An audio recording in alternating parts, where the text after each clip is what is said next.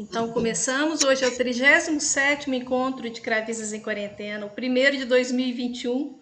Quem diria que a gente ia passar o ano, né, se encontrando com tantas palestras boas e tantas novas amizades, foi muito bom. E hoje a gente tem a cravista, querida professora Rosana Lanzelotti, que vai falar sobre música da independência. Então, Rosana já registrou em CD várias obras de Bach, de Haydn, sonatas inéditas de Avondano e peças brasileiras para cravo.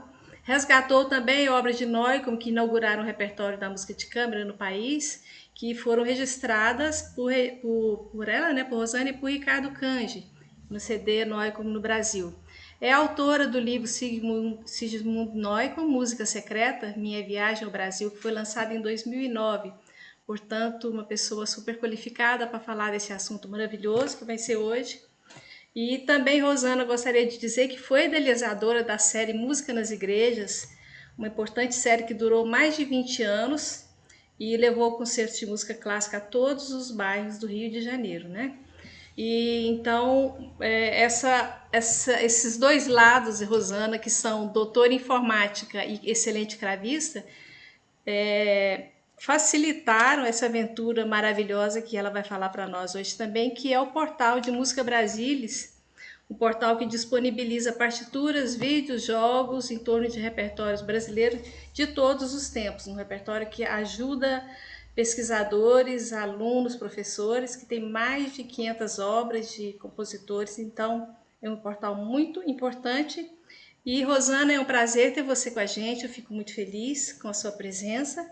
Há muito esperada, né? Finalmente aconteceu, por causa da agenda super cheia de Rosana, então a gente marcou com bastante antecedência, mas enfim, conseguimos, né? Muito obrigada pela presença e é com você.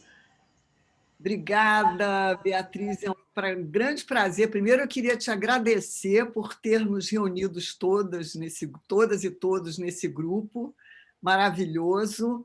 Eu lamento não poder estar tão presente quanto eu gostaria sempre, mas eu sempre vejo as palestras atrasadas depois do que você posta, porque realmente tem muita coisa muito preciosa, né? E eu fico muito feliz com o convite, fico muito feliz de estar aqui hoje. E eu estava conversando com a Beatriz antes de começar, que eu estava um pouquinho assim, já há um tempo, porque primeiro ia fazer, acho que em outubro, aí a gente teve que adiar, porque ia ter concertos e tal. Eu falei, meu Deus, sobre o que eu vou falar para os cravistas? Porque, na verdade, Helena sabe, já estudei retórica, com o Carlos a gente escreveu sobre o cravo brasileiro, enfim, assuntos assim bem próximos do que vocês têm falado, né? Mas, no momento, a coisa está tão assim, fora tocar, voltada para o Música Brasilis, que eu fiquei contente quando descobri um tema que tinha a ver com os dois mundos, né? E que tá muito oportuno, porque ano que vem temos 200 anos da comemoração dos 200 anos da independência do Brasil. E, inclusive, estou vendo que o Robson está chegando. Robson também vai ser um grande parceiro aí nessa aventura. Então, vou falar um pouquinho disso. Eu pediria para vocês me interromperem a hora que vocês quiserem, tá? Para a gente fazer um bate-papo. Não precisa esperar o final para perguntas, não. Então, vou fazer aqui share screen para botar minha apresentação. Share. Pronto, está aí, né? Então, bom, essa imagem que eu escolhi para começar é uma alegoria, porque é uma imagem de 1922, né? E que mostra Dom Pedro escrevendo, por assim dizer, o hino da independência, né?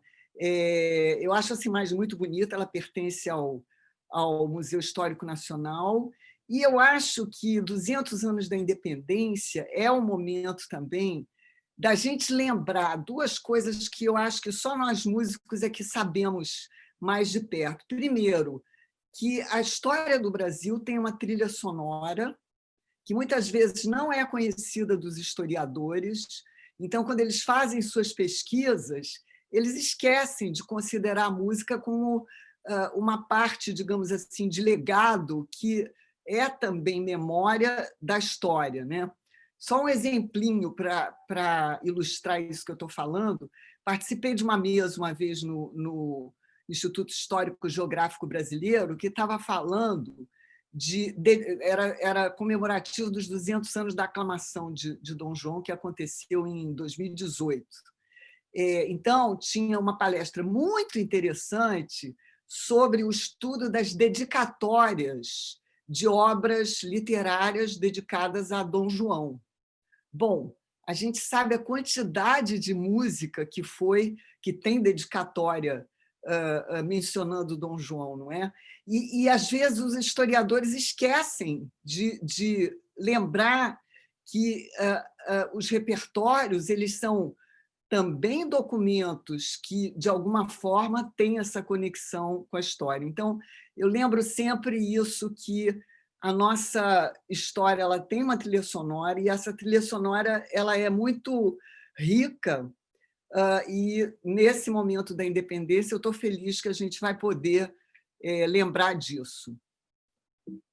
Bom, então, um momento que eu considero assim fundador do Brasil como nação e que precedeu a independência é o momento da elevação do Brasil a reino. Bom, vocês devem lembrar, Napoleão tinha sido derrotado finalmente, e as 9 potências mundiais, inclusive Portugal, se encontram em Viena através de seus ministros plenipotenciários, e o Congresso de Viena dura mais de um ano, começa em 1814 e termina em dezembro de 1815.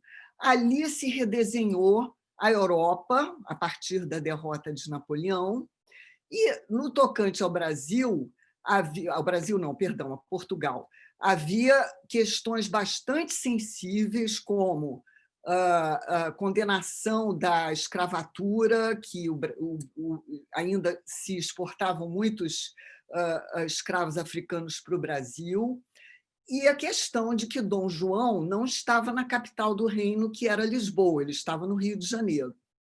Bom, e vocês sabem que, talvez, enfim, saibam que Dom João adorava o Brasil e o Rio de Janeiro, e não queria sair daqui de jeito nenhum.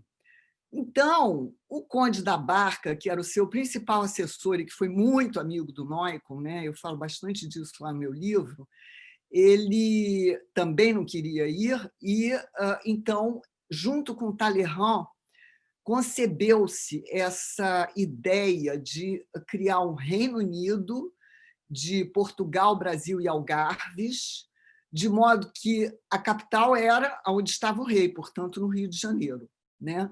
Então, o Rio de Janeiro, que era a capital do vice-reino, desde 1763, passa a ser a capital do reino, né? E essa frase que eu pensei da autobiografia de Neumann, ela é uma afirmativa que ele ouve do Conde da Barca, quando o Duque de Luxemburgo, com quem ele veio para o Brasil, volta para a França. O Conde da Barca o convence a ficar no Rio de Janeiro com essa afirmativa: temos a esperança de fundar um novo império neste novo mundo, e você terá grande interesse em ser testemunha desse período de desenvolvimento. Bom, esse projeto do Brasil Reino, ele implica em muitas decisões importantes. Uma delas, inclusive, foi o noivado de Dom Pedro com Leopoldina. O Conde da Barca achava que era importante casar Dom Pedro com uma importante, digamos, herdeira de uma casa europeia, e nada melhor do que Habsburgo, que era uma das principais dinastias europeias no momento.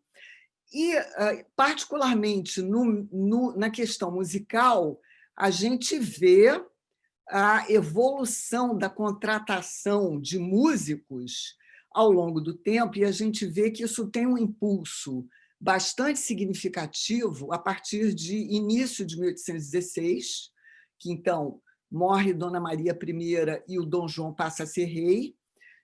E temos aí esses números que foram computados tanto pelo André Fonseca, como também a partir do Almanaque do Rio de Janeiro. O Marcelo Azam estima que, nos 13 anos de seu reinado, ou seja, a partir de, quer dizer, Dom João no Rio, né, a partir de 1808 até o momento em que ele se vai, ele tenha contratado pelo menos 137 músicos, e esses músicos eles ocupavam posições na Capela Real, que era onde aconteciam as cerimônias litúrgicas e missas, etc., na Real Câmara, que ocupava, então, os ambientes do Palácio de São Cristóvão, mas também no Real Teatro São João, que é logo em seguida da chegada de Dom João, fundado em 1811. Então, isso enfim, é uma prova de como o projeto civilizatório que se estabelece a partir da elevação do Brasil a reino se traduz no meio musical.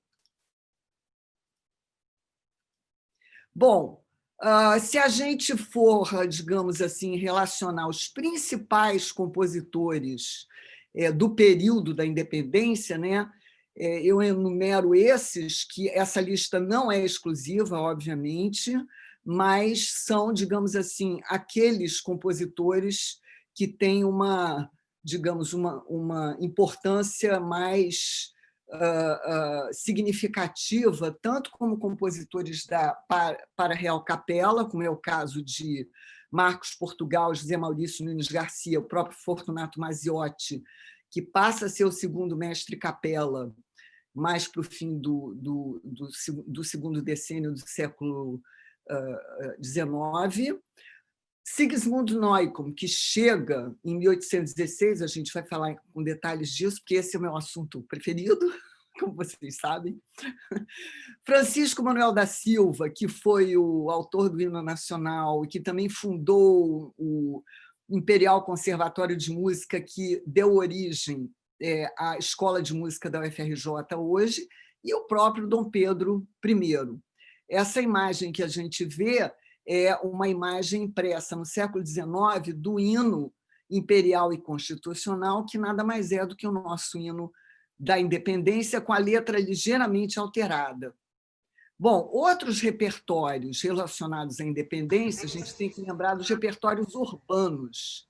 Então, a excursão Langsdorff fez com que fossem localizadas modinhas no interior do Brasil, e a excursão Spix e von Marcius, que fazem parte da comitiva de Leopoldina e chegam em 1817, a gente sabe que eles têm, digamos, recolheram exemplos de modinhas e lundus que são, assim, raros testemunhos da música, digamos, popular que se praticava naquela época. No site Música Brasília tem um artigo bem bacana do Guilherme de Camargo sobre essa parte musical da excursão Spix e von Marcius. Bom, em 1817 temos outro, digamos assim, capítulo importante para a nossa vida musical, que é a chegada da Leopoldina. Como a gente sabe, o Pedro fez uma linda palestra sobre isso, ela era uma exímia musicista e ela traz em sua bagagem bastante edições raras e preciosas, com lombadas gravadas a ouro, etc., de Haydn, Mozart, Beethoven, Clemente, e traz também partituras de compositores muito populares naquela época. É engraçado, né, a gente falar de Dussek, Spohr, etc., Pleyel, porque há pouco tempo eu tive que fazer, quase que eu fiz isso, mas eu achei que esse assunto era melhor. Eu tive que fazer, me pediram para fazer uma palestra sobre Jane Austen e a música. E aí eu descobri que, bom, como elas são mais ou menos contemporâneas, que a Jane Austen adorava Pleyel, adorava Dussek, e tem uma coleção de 18 volumes da coleção, da coleção pessoal da família Austen, não só da Jane, que foram todos digitalizados, estão todos na internet, e a gente vê várias coincidências de compositores. E aí a gente pode pensar o seguinte, muitos deles caíram hoje em dia no desconhecimento, o próprio Noicon não é tão conhecido, né? Bom, para além deles serem contemporâneos, né, de Haydn e Beethoven, o que não é muito fácil, né, para um compositor, digamos assim, se sobressair, a gente tem que lembrar daquilo que fala o Nicolaus Harnoncourt, que até o final do século XIX as pessoas escutavam a música do seu tempo e tocavam a música do seu tempo. A gente tem que lembrar que a gente não tem gravações e que as pessoas compravam partituras do que estava sendo, digamos assim, escrito pelos compositores naquele momento, e aquilo é que fazia, digamos assim, a alegria dos lares, que todos tinham um piano, uma harpa, coisa desse tipo. Então, não é à toa que Leopoldina e Jane Austen coincidem em termos de gosto musical, porque são, digamos, contemporâneas. Bom, uma parte preciosa da bagagem musical da Leopoldina é exatamente os 3 manuscritos. Essa imagem foi o Pedro Personi que gentilmente me enviou, dos 3 concertos do professor que eu aprendi, que se fala Kogelur, com Jacques, dedicou à sua aluna Leopoldina, né? Esses manuscritos eles só existem no Brasil, porque ela trouxe os manuscritos. Isso é um fato muito, assim, digamos, alvissareiro, né? A gente sabia que na Biblioteca Nacional, apesar de estar sempre fechada, mas isso é outra questão, que temos esses manuscritos tão preciosos, né? Enfim, e a coleção Teresa Cristina Maria, assim chamada, né? Ela, na verdade, abrange as obras que a Leopoldina trouxe consigo, mas também as obras, as partituras trazidas por Teresa Cristina, que era mulher do Dom Pedro II. E como foi Dom Pedro II que legou essa coleção à Biblioteca Nacional, com a condição de que se chamasse Coleção Teresa Cristina Maria. E falta realmente assim pesquisa ainda, apesar de algumas pessoas, a Cristiana Albim ter se debruçado sobre isso, o próprio Pedro e tal, Beatriz Magalhães Castro, ainda falta pesquisa para separar o que era de Leopoldina e o que era de Teresa Cristina. É óbvio que as datas fazem um recorte grosseiro, mas é preciso também verificar, digamos, de maneira aprofundada o que teria pertencido a uma, o que teria pertencido a outra. Bom, o meu querido Noicon chega ao Brasil em 1816, na comitiva do Duque de Luxemburgo, que era, já que o Brasil tinha sido elevado a reino, o primeiro embaixador francês junto ao Reino do Brasil, né? O Reino do Brasil, Portugal e Algarves, cuja capital era no Rio de Janeiro. Ele possivelmente foi escolhido porque ele era o irmão da Duquesa de Cadaval, que era uma importante nobre da corte portuguesa. Ela tinha recém ficado viúva no Rio de Janeiro, então ele é escolhido, digamos, embaixador, e Noicon, cujo nome é citado como um dos integrantes da missão artística francesa, porque ele morava em Paris na ocasião e era pianista do Talleyrand, ele sucedeu Dussek junto ao Talleyrand, até o fim da vida do Talleyrand. A Gazeta do Rio de Janeiro fala do nome de Noicon entre os integrantes da missão francesa que chegaram no Calpe poucos meses antes da chegada dele, efetivamente, que foi em maio de 1816. Eu, quando estava escrevendo meu livro, tentei entender por que ele iria vir com Le Breton e decidiu vir com o Duque de Luxemburgo. Me pareceu mais ou menos evidente, embora eu não tenha encontrado nenhuma documentação que comprove isso, que é claro que ele preferia chegar na companhia de um embaixador do que junto com os outros que eram assim até mal vistos pelo cônsul da França no Rio de Janeiro, Malher, porque eram pró-Napoleão, que tinha caído em desgraça. Então, o Neukomm, que devia ser bastante sagaz, deve ter esperado uns meses para chegar com o Duque de Luxemburgo e numa comitiva muito, muito importante, que, inclusive, incluía também o Nicolas de Saint-Hilaire. Bom, essa imagem não é do barco que trouxe Neukomm, e sim da fragata Áustria, que faz parte da comitiva de Leopoldina um pouco depois, mas eu quis mostrar essa aquarela do Ender porque ele mostra com detalhes um instrumental de banda que é muito frequente das embarcações que faziam longas viagens serem, digamos,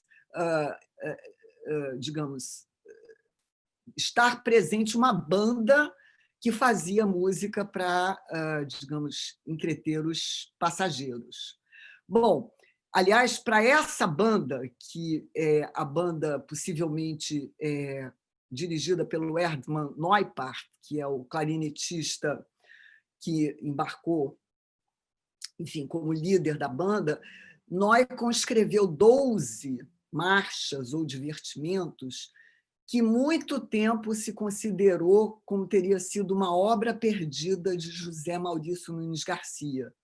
Houve uma confusão em algum momento, já conversei com vários especialistas em José Maurício, como Carlos Alberto Figueiredo e tal. Há uma menção em algum texto sobre 12 divertimentos que José Maurício teria escrito, se não me engano, é o Araújo de Porto Alegre, que nunca se encontrou. Por outro lado, na Biblioteca de Paris tem 12 divertimentos escritos por Neukomm nesse período em que ele está no Brasil. Um aluno do Rubens Russomano Richard está editando esses repertórios e a gente espera que eles estejam disponíveis no Música Brasilis em breve. Bom, a presença do Neukomm no Brasil foi muito significativa para a nossa história musical, né? Ele escreveu, no total, 70 obras, das quais 18 para bandas, e ele foi, de certa maneira, responsável pelas primeiras obras efetivamente sinfônicas. 2 sinfonias que ele escreve no Rio de Janeiro e 3 aberturas. As sinfonias, inclusive, começando com o primeiro movimento em forma sonata. Ele inaugura também, como vocês sabem, o repertório solo de piano, né? Embora a gente tenha alguns poucos exemplos de obras, digamos, para teclado, mas, digamos, não com digamos, com o virtuosismo requerido pelas obras do Neukomm, que era um grande virtuoso, provavelmente. E também inaugura o repertório de câmara. Ele deve ter encontrado um flautista maravilhoso, e eu e o Ricardo tivemos a sorte de poder, então, registrar essas peças no CD Neukomm no Brasil. Ele foi professor não só de Dom Pedro e Leopoldina, aqui eu estou falando principalmente dos compositores, como também do Francisco Manuel da Silva. E tem lá no Música Brasilis, também tem um artigo sobre esse assunto. Bom, ele escreveu obras comemorativas da aclamação de Dom João, que deveria acontecer em 1817, um ano depois do luto pela morte da mãe, Dona Maria I. Acontece que eclodiu a Revolução Pernambucana e a aclamação acaba só acontecendo em 1818. Porém, essas 2 obras, que é a L'Allégresse Publique, que a gente vai ouvir, e a Missa da Aclamação, haviam já sido escritas em 1817, que era o ano previsto para a aclamação. Essa versão é a versão para 4 mãos que nós, digamos, acrescentamos ao arranjo os instrumentos que vocês estão vendo aí, violoncelo, flauta e violino. Esse espetáculo foi em 2016, por ocasião dos 200 anos do noivado de Leopoldina e Dom Pedro.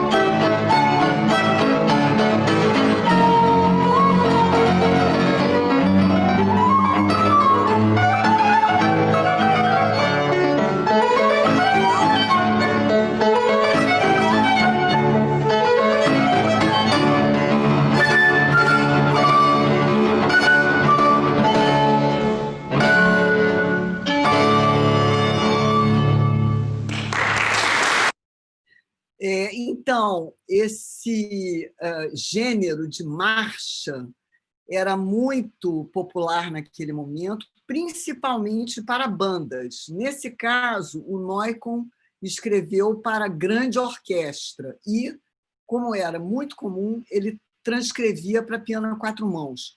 Além de Leopoldina e Dom Pedro, várias princesas tocavam piano e Noicon, enfim, tinha um público para suas peças a quatro mãos, como Maria Francisca, Isabel Maria, Maria Isabel e a própria Teresa, que era a filha mais velha de Dom João, também era pianista. Outra obra monumental que foi escrita pelo Noicon para a aclamação foi essa missa, que foi editada pelo querido José Maria Neves, e nós temos a sorte de ter no Música Brasilis a partitura editada por ele, com partes cavadas. É uma obra realmente assim muito, muito interessante do ponto de vista musical, com muitos desafios, tanto para os solistas como para os instrumentistas. E é interessante a gente ver que nem o Marcos Portugal escreveu uma marcha, um hino à aclamação. Mas o José Maurício não. Quer dizer, nessa época que ele, digamos, já não era demandado dele que fosse o compositor principal, ele era o mestre capela, mas o compositor principal da corte era o Marcos Portugal. Então, ele provavelmente se poupava de ter que escrever obras para cada um dos eventos históricos que aconteciam. Muita gente confunde isso com ele estar sendo, digamos, ocultado, de certa maneira, pelo Marcos Portugal, mas era uma questão de função.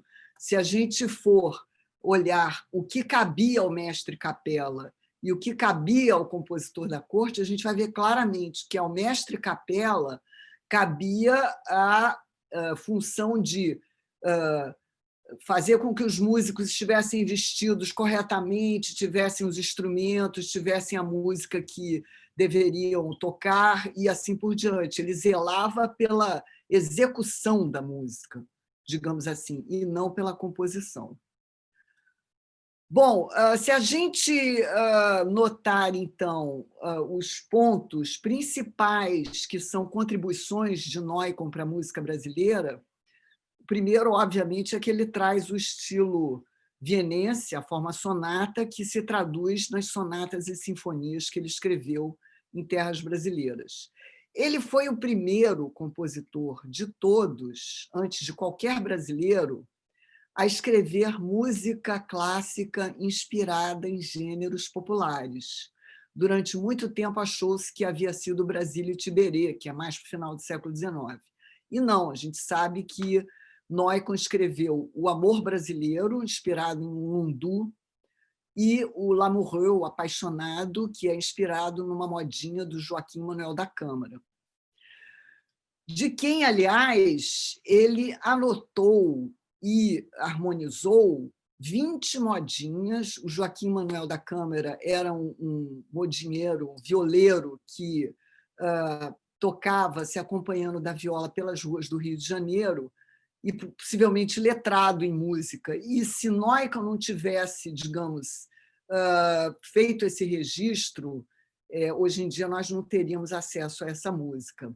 Esse é o manuscrito que está em Paris, que foi encontrado pelo Mozart Araújo durante suas pesquisas, já tem tempo.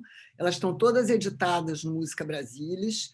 Agora, é interessante a gente ver esse olhar do Neumann tanto para a música clássica brasileira. Ele foi grande amigo do José Maurício, ele auxiliou José Maurício a fazer a primeira audição do Requiem de Mozart no Rio de Janeiro, para a qual ele escreveu um Libera-me, mas também ele soube olhar para a música de rua e se encantar com essas modinhas do Joaquim Manuel. Bom, Spix e Von Márcios no Brasil, essa é uma das ilustrações do álbum deles, né? Recolheram canções populares brasileiras, melodias indígenas, que são principalmente modinhas e lundus, e, como eu disse, tem aí nesse artigo de autoria do Guilherme Camargo uma extensa descrição dessa viagem, principalmente do ponto de vista musical, com letras e tudo mais. E várias dessas obras que eles recolheram também estão no Música Brasilis, editada pelo Guilherme de Camargo. Bom, vamos olhar um pouco o teatro, porque quando chega Dom João, havia um teatro no Rio de Janeiro, o Teatro do Manuel, mas era um teatro acanhado que não comportava, digamos assim, a sofisticação das montagens de óperas que os portugueses estavam acostumados a ver em Lisboa, no Teatro São Carlos. Então, Dom João resolve construir um novo teatro, que é o Real Teatro São João, nos moldes de São Carlos, ali onde é hoje o Teatro João Caetano, não sei quem conhece o Rio de Janeiro, na Praça Tiradentes. Infelizmente, esse teatro pegou fogo em 1824. Mas, para a gente ter uma ideia do gosto musical da corte, a gente vê que todos estão indo aí, quase todas as montagens, para o Rossini, que é compositor italiano muito apreciado na corte do Rio de Janeiro, algumas obras do Marcos Portugal, que se dedica mais à música de igreja do que ao teatro no Rio de Janeiro, e alguns outros compositores, como Mozart, Nicolini e Puccita, que são também italianos. Agora, o detalhe interessante, falando de Marcos Portugal e ópera, é que no Museu Imperial em Petrópolis existe um álbum manuscrito que ele usava para dar aulas. Ele era, além de um compositor da corte, professor dos príncipes. E ele transcrevia áreas de ópera, suas óperas, para dar aulas para os príncipes, para Dom Pedro. Então, ele dedica cada área a um ou dois príncipes, quando são duetos, né? É muito interessante esse álbum. A gente vive querendo editar para colocar no Música Brasílios, porque é um importante testemunho também desse momento aí. Bom, vamos falar de Dom Pedro, compositor, porque a gente recebeu uma missão, Música Brasílios, de levantar e editar obras de Dom Pedro, que são, digamos assim, conhecidas, né? Não existe um catálogo de Dom Pedro, mas a gente, com a ajuda dos musicólogos que participam do projeto, a gente conseguiu levantar já essa, digamos, conjunto de fontes que possivelmente vai ser suficiente para se fazer uma bela temporada Dom Pedro em 2022, né? A surpresa é que a gente encontrou a abertura da independência, que foi regida por Rossini em Paris, em 1831.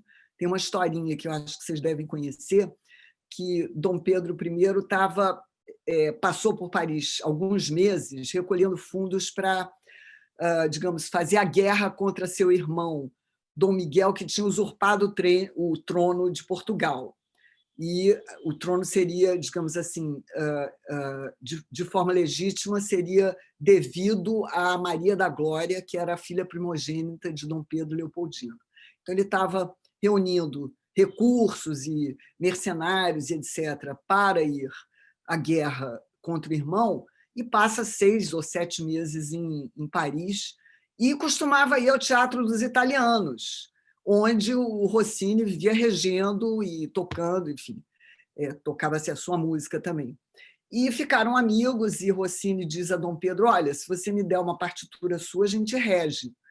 E aí ele apresentou uma abertura da Independência, que a gente está em vias de editar, e uma das cópias encontradas foi, inclusive, na Lira Sanjoanense. É interessante a gente ver esse trânsito de partituras entre o Rio de Janeiro e, por exemplo, São João del Rei, que não era tão longe assim, né? Agora, tem repertórios que a gente não ainda localizou, apesar de haver referências na bibliografia. Numa carta, Dona Leopoldina, aqui está faltando Leopoldina, que eu acho que eu decidi mais a foto e sumiu Leopoldina. Daqui a pouco eu conserto isso. Leopoldina escreve uma carta para o pai, em 1820, dizendo que está enviando 3 obras escritas pelo Dom Pedro. Um Te-Deum, uma sinfonia e uma abertura. Essas obras estamos tentando localizar em Viana, ainda não conseguimos. Além da abertura Independência, a menção na literatura também é uma cavatina regida por Rossini, no mesmo concerto, possivelmente, e o Neukomm diz numa carta que ele teria orquestrado valsas escritas pelo Dom Pedro. A gente nem acha as valsas do Dom Pedro, nem as orquestrações feitas pelo Neukomm. Aliás, é importante lembrar que valsa, que é um gênero que é, digamos assim, popularizado no Congresso de Viena, né? Enfim, até aquele momento, as danças eram todas, as pessoas ficavam distantes uma das outras, né? Isso eu também aprendi quando preparei a palestra sobre a Jane Austen. Então, quadrilhas e coisas que tais, as pessoas ficavam distantes. E a valsa foi a primeira dança em que os pares se enlaçavam. Então, foi considerada assim, uma dança muito, muito sensual e havia muita crítica, etc. E no Rio de Janeiro, quando Leopoldina chega, ela estranha, porque ela acabava de ter presenciado o Congresso de Viena, onde tem até um ditado engraçado dizendo que mais se dançava do que se tratava dos assuntos, digamos, digamos, políticos, né? E ela chega ao Rio e reclama numa carta à irmã que não tinha festa no Rio de Janeiro, não se dançava no Rio de Janeiro. Então, possivelmente, Dom Pedro teria escrito valsas, aí, ele e vários outros compositores, para se alinhar com essa nova moda, não é? Bom, aqui a gente tem, então, no mesmo espetáculo que a gente fez em homenagem a Leopoldina, aqui a gente vai ver a Carol Castro falando como Leopoldina. Parece que agora ela está loura, então seria uma Leopoldina mais legítima. Naquele momento ela não era loura. Bom, Dom Pedro I escreveu alguns hinos, inclusive há uma controvérsia em relação ao hino maçônico, que está publicado no Dicionário da Maçonaria como sendo de autoria de Dom Pedro, mas digamos, é duvidoso. Esses são os que realmente se atribui a Dom Pedro. Então, aqui é o fim do espetáculo, com um texto fantasioso, embora autores insistam que teria sido uma carta de Leopoldina para Dom Pedro, instando a proclamar a independência. Pedro, o Brasil está como um vulcão. Até no passo há revolucionários. As cortes portuguesas ordenam vossa partida imediatamente. Ameaçam-vos e humilham-vos. O Conselho de Estado vos aconselha a ficar. Meu coração, de mulher e esposa, prevê desgraças se partimos agora para Lisboa. Sabemos bem o que tem acontecido com o nosso país. O rei e a rainha de Portugal não são mais reis. Não governam mais.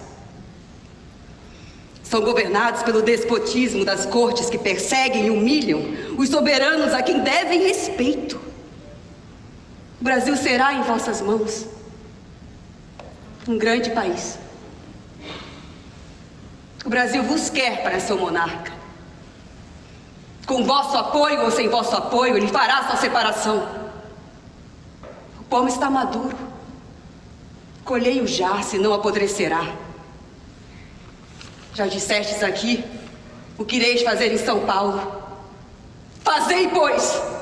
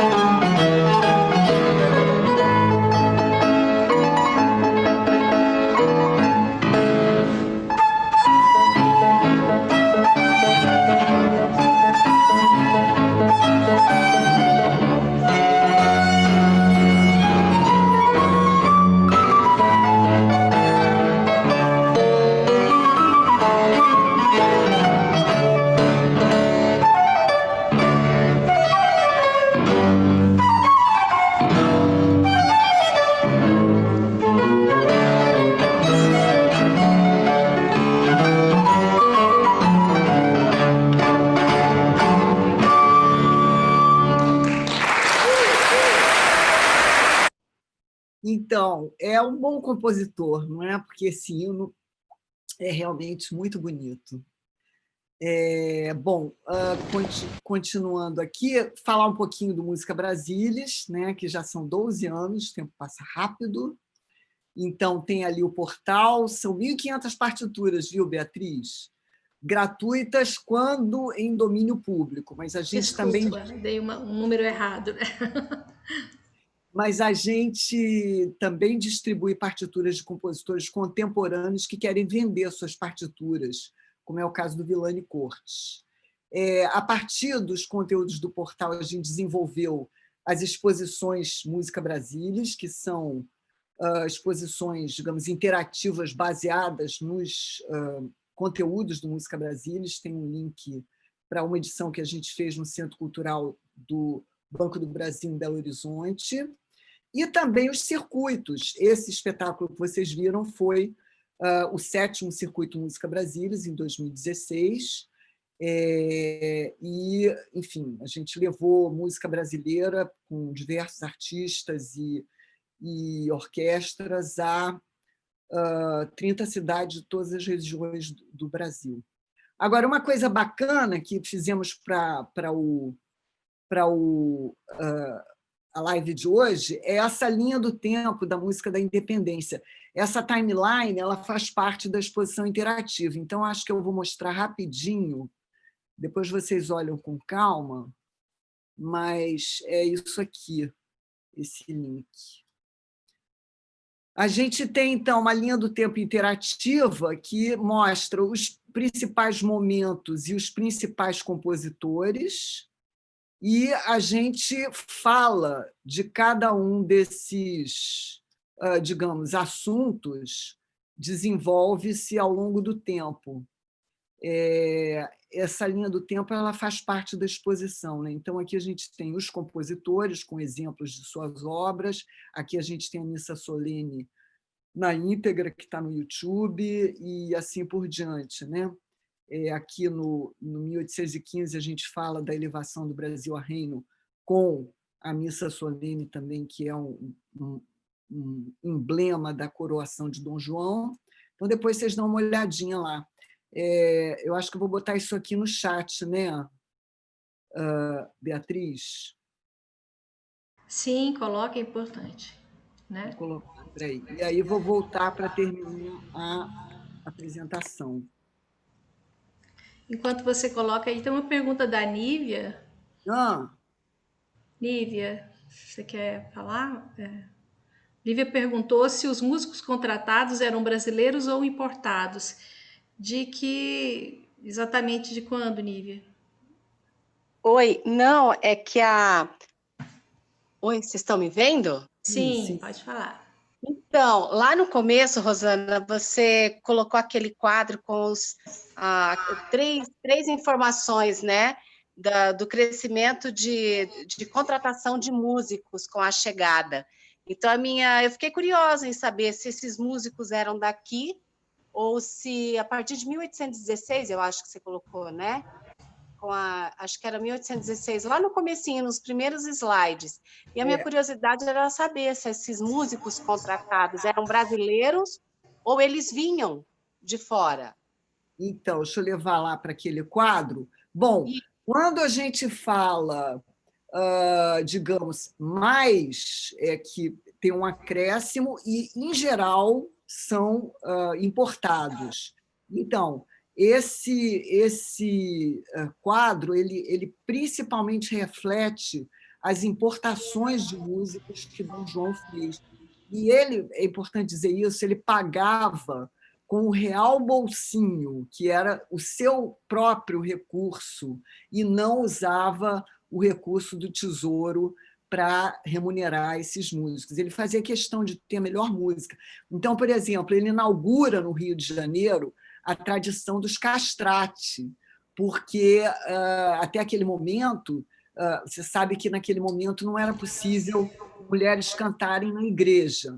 Então, as peças que exigiam soprano solista, como é o caso do Tota Púlcara, do Zé Maurício, a extensão é uma quinta, porque os meninos tinham uma extensão muito reduzida, né? Cantam com voz de soprano, mas tem uma extensão pequena. Então, Dom João, digamos assim, faz questão de importar muitos castrati italianos, inclusive bastante, digamos, célebres naquela época, né? Agora, enfim, esse número do Marcelo Azan, eu não tenho certeza, teria que olhar. tem nas referências a referência à tese dele. Se eram todos importados ou se havia brasileiros também, mas com certeza muitos músicos brasileiros faziam parte do efetivo musical, né? E o Alberto Pacheco fez uma tese maravilhosa falando dos cantores na época de Dom João, em que ele ressalta vários cantores brasileiros muito, digamos, virtuosos. Por exemplo, João dos Reis, que era um baixo conhecidíssimo, e a gente vê, por exemplo, uma área de baixo da Missa de Santa Cecília que precisava realmente de um cantor muito, muito experiente e proficiente. Então, quero dizer que esse número de 137 a gente teria que verificar. Posso verificar depois e te falo. Mas, então, tá ótimo, acabando aqui a apresentação, queria só mostrar a equipe que vai, digamos, se ocupar aí desse projeto Música da Independência, que já está em campo aí, né, na medida do possível com a pandemia. Nívia, que deve estar presente, é a nossa... Meu braço direito se tornou depois daquela banca aí em Campinas, da qual Helena deve lembrar. Nívia, 5 anos está com a gente no Música Brasilis, para minha sorte. Ela que foi a principal responsável por essa timeline aí, tá, gente? Porque eu estava preparando a apresentação. Então, e a edição é o João Isaac Marques. Acho que é isso. Aqui tem as referências, inclusive a referência do Marcelo Azan. E é isso.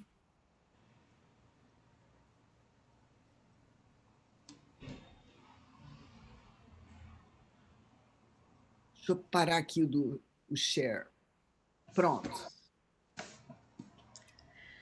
Parabéns, que maravilha, né?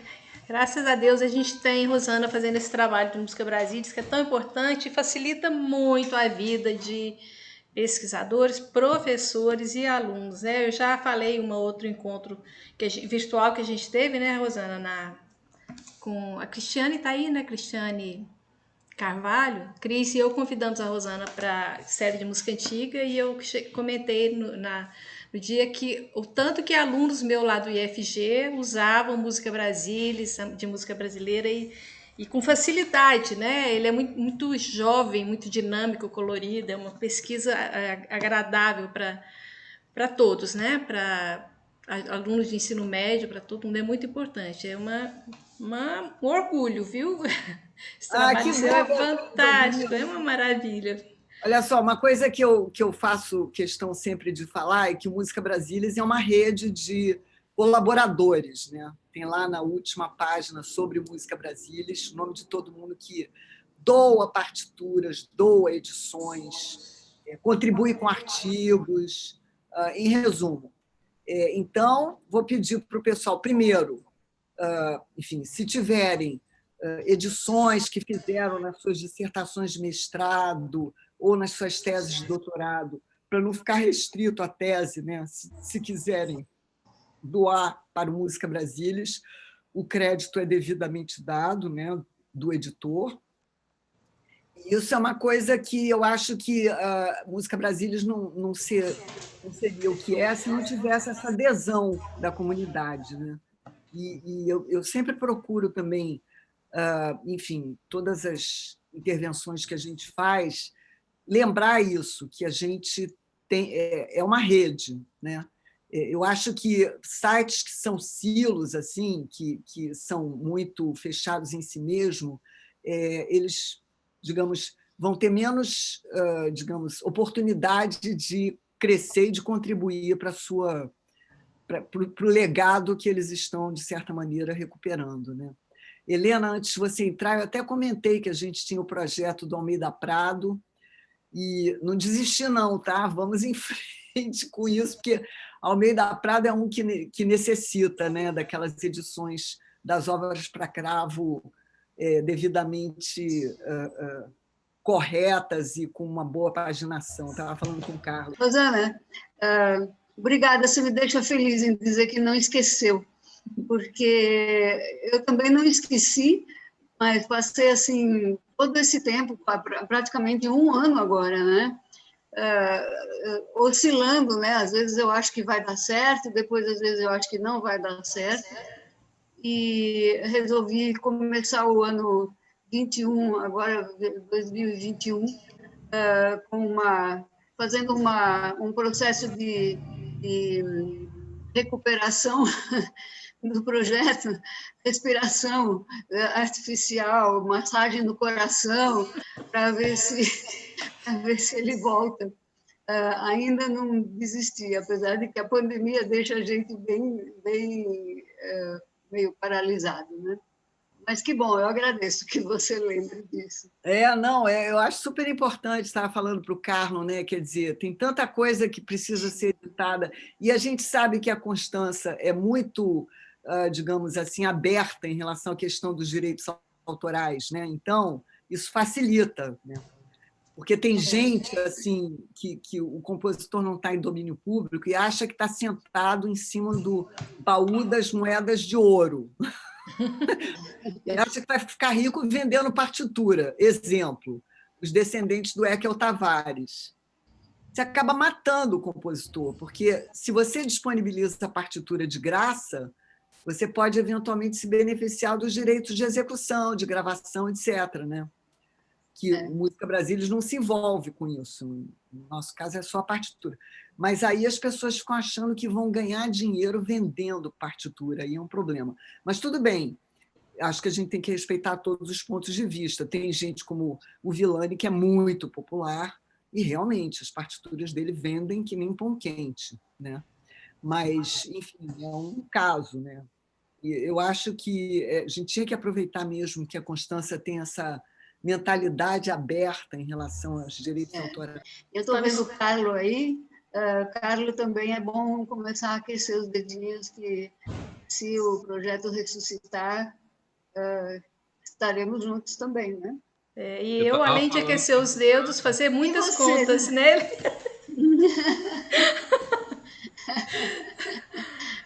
Eu estava falando para a Beatriz, é muito mais simples do que você pensa. Contexto. Eu não queria deixar de esquecer, eu não queria deixar de lembrar que o Robson Bessa Costa, que está aqui com a gente, faz parte da equipe também, não formalmente, mas ele é um grande interlocutor aí sobre a música da independência. A gente está bolando juntos uma série para o ano que vem aqui no Rio de Janeiro, e ele também é um importante aliado aí nessa missão. E, aliás, é a ele que a gente deve a descoberta desse abertura da independência lá na Lira São Joanense, né, Robson? Ei, Rosana, boa tarde. Parabéns, como sempre, né? Maravilha de palestra. E é um prazer participar, né? Eu acho que, sobretudo, eu fico encantado com esse formato aqui, né? Que você tem feito há anos, né? De esse formato cênico-musical, pelo menos para o público belo-horizontino, isso faz muito mais sentido do que um concerto, né? O público não iniciado, né, em concertos, eles fluem, têm uma fruição muito melhor, né? Então, parabéns e que você continue, é um prazer fazer parte da equipe. E eu só descobri porque você falou que estava lá, né? Eu não descobri nada, eu só fui lá pegar, né, o que você tinha falado. Na verdade, o crédito é para o João Isaac Marques, ele que não estava lá. Mas tudo bem, conseguiu. Mas você foi lá copiar, né? Isso aqui é o importante. E o João Isaac está aí. É uma experiência, né? É bacana. E a gente... que legal, que ótimo. Né? A gente também estreitou essa conversa com o Modesto para prosseguir. Ele disse que tem muita coisa lá. Ele disse que tem 10 na Lira, sem levantamento de catalogação. Tem muita coisa. Música brasileira não vai acabar nunca. Muito trabalho para ser feito. Não vai acabar nunca. Que ótimo, né? Tomara, né? Maravilha. Né? Por favor, coloquem seus alunos para trabalhar no Música Brasilis, nos acervos locais. Puxa, Nampon, eu fiquei sabendo de acervos incríveis, né? Eu perguntei para o Paulo, que eu estava numa sessão, Paulo Castanha, dirigida por ele, que eu sempre checo com ele um número que ele diz que 80% dos repertórios brasileiros nunca foi editado. Aí eu falei, ô Paulo, porque isso está na cabeça dele, não tem, enfim, não sabe, porque nem conhece todos os repertórios que não foram editados.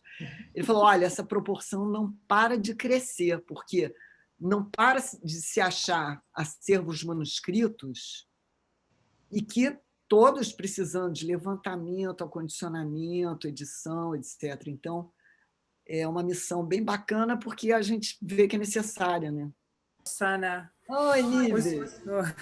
una pregunta que supongo que sí estará integrada. La partitura de 4 manos, la versión que se escuchó, ¿está la partitura de esa versión en Música Brasilis? Tá a partitura, digamos, a partitura original do Noicon, para 4 mãos. Mas se você quiser esse arranjo, eu posso te mandar, porque, na verdade, esse arranjo foi um arranjo feito para esse espetáculo, porque tinha outro... Mas eu posso te mandar por e-mail, então. Está, entonces, el original para 4 manos. Isso. Muchas gracias, felicitaciones, parabéns, Rosana. Considero una gran contribución para la música, ¿no? No solo brasilera, sino para toda Latinoamérica. Una gran contribución. Muchas Tem uma gracias. sonata do Noicon para 4 mãos, que a gente tocou no espetáculo, que é linda. Tem um segundo movimento, que é um dos momentos mais sublimes assim, da música dele. Eu ainda não consegui botar essa partitura, porque eu recebi o finale do Ricardo Bernardes, que ele que editou para aqueles volumes História da Música, Música Brasileira, esses volumes aqui. Esse volume da Funarte. Ele editou. Alguém pode ter isso, mas está cheio de erros, porque eles imprimiram isso a toque de caixa. Essa é uma vantagem de colocar as coisas online, que você pode sempre corrigir, né? Não tem aquela coisa de, digamos, nunca mais está errado, vai ficar sempre errado. Mas ainda não tivemos essa oportunidade de corrigir para botar lá, mas vamos ver se logo, logo estará lá. Tem muita coisa que a gente ainda não conseguiu, porque a gente vai caminhando por patrocínio, né? Então a fila só vai aumentando. Ana Cecília. Só para te agradecer, parabenizar, foi ótimo, muito interessante, que pesquisa linda, maravilhoso, viu? Eu quero perguntar uma coisa, bom, parabéns, Rosana, um prazer muito agradável, muita informação apresentada de um jeito muito agradável, verdadeiramente. Eu sempre quis saber qual o panorama da música para cravo no Brasil. Porque eu conheço a música de José Maurício, que é para fortepiano, mas eu sei que os cravistas brasileiros tocam muito no cravo.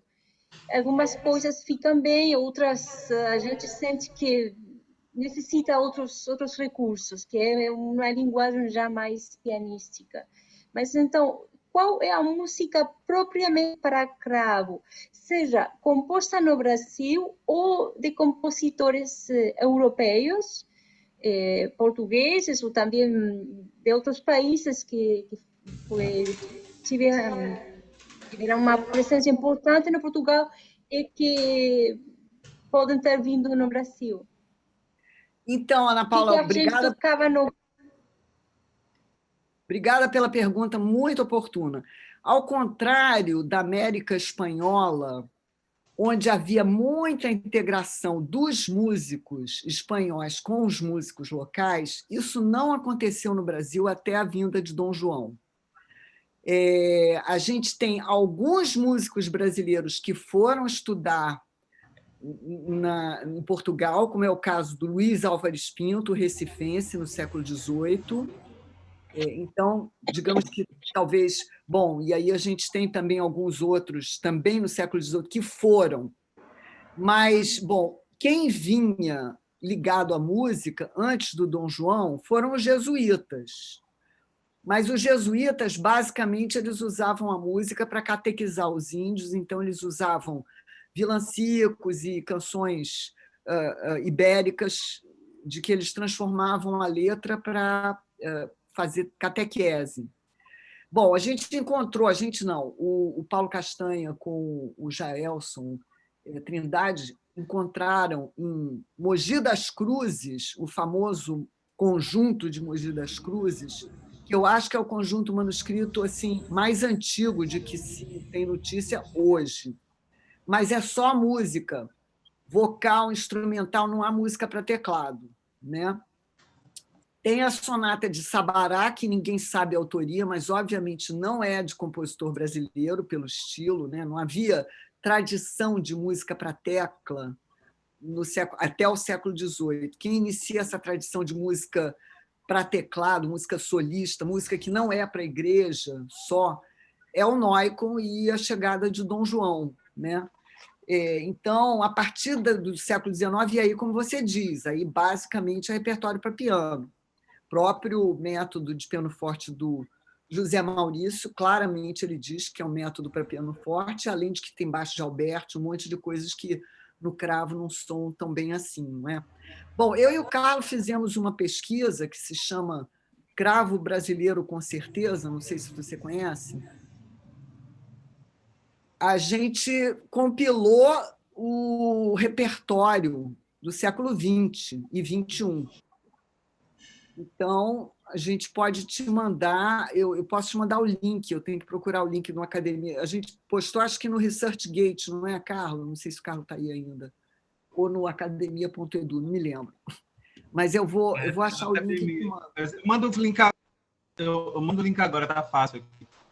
Então tá, põe aí no chat. E também talvez no WhatsApp depois para o pessoal que não participou.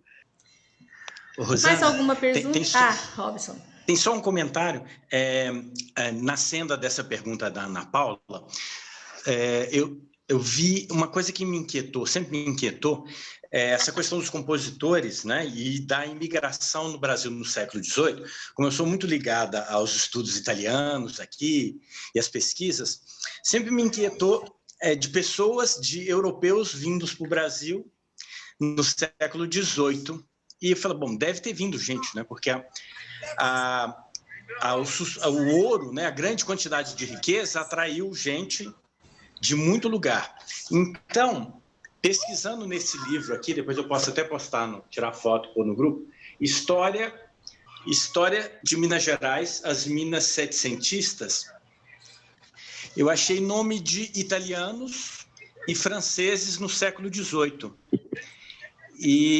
Então, acho que uma lebre que a gente podia levantar de pesquisa, e uma coisa que eu acho que a gente precisa pensar um pouco, que é possível que tenham vindo compositores não portugueses e compositores que não eram locais, nem mulatos, nem região, e que atuaram aqui.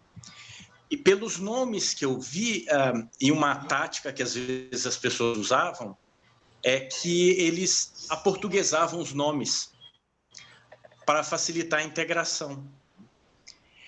E uma outra coisa, eu mencionei isso quando eu fiz a palestra no grupo, e você deve lembrar disso, que na minha dissertação de mestrado, eu achei referências a composições para cravo do Alessandro Scarlatti, que vieram para Minas Gerais. Os compositores, eles tinham que tocar algum repertório solo, né? O grande problema se isso restou em algum lugar, né? E a gente tem o exemplo daquela missa para órgão obligato do Jerônimo Lobo Queiroz. Isso. Só que é bem mais tardia, né? Então, ela é de 1826. Obrigada por lembrar disso, Robson. Obrigada. Então, acho que são, assim, com esses arquivos e números que estão sendo encontrados, talvez a gente encontre alguma pista de obra para teclado, obra para cravo, o permutável, né, para cravo e órgão, né? Cravos a gente sabe que havia, né? Porque inclusive no inventário da fazenda de Santa Cruz, quando os jesuítas foram expulsos, etc., tinha referência a cravo. Então tem que saber o que eles tocavam, além de fazer contínuo. Né? Pois é, tem em Sabará desde 1711 que já tem pagamento para um cravista para tocar na igreja. Será que ele tocava baixo contínuo o tempo inteiro, né? Eu acho pouco provável, né? Não é? Então, alguma coisa de música para teclas a gente produziu, né? Algo deve ter produzido, né? Mas, infelizmente, até agora, nada, né? Mas Rosana, a gente vai continuar procurando. Fala. E a fazenda, da Fazenda Santa Cruz tem um repertório, tem partitura de lá? Não, a gente tem o inventário dos instrumentos, que foi até um dos assuntos que a Mayra estudou na tese dela, né? Mas eu tenho esse inventário, posso botar no. Eu tenho a imagem, tenho a relação dos instrumentos. Repertório não. O problema de repertório que fica no litoral, né? Por isso é que eu acho que em Minas ainda se acha coisa bem antiga. O litoral é muito predador em relação ao papel, né?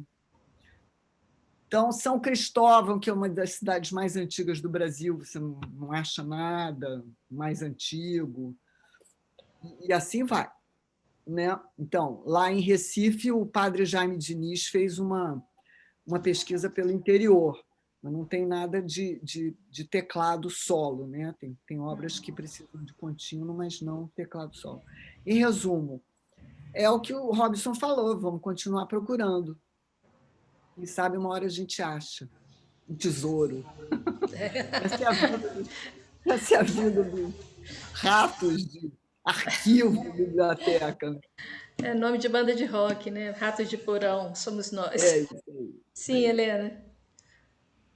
Só uma brincadeira, mas é bom que não esteja tudo descoberto, que haja o que procurar, né? Porque tem muita gente jovem que está querendo trabalhar e tem que achar, então tem que procurar também. Tá certo, é isso mesmo. Então tá bom. Mais uma vez, então, obrigada a todos pela presença. E obrigado, Rosana. Obrigada, Beatriz. Foi muito bom você conosco. Deu certo, né? Finalmente, obrigado, esse pessoal. encontro. Obrigado, Rosana. Parabéns. Beijo a todos. Parabéns. Logo eu disponibilizo o vídeo lá para a gente assistir de novo. Beijo, obrigada.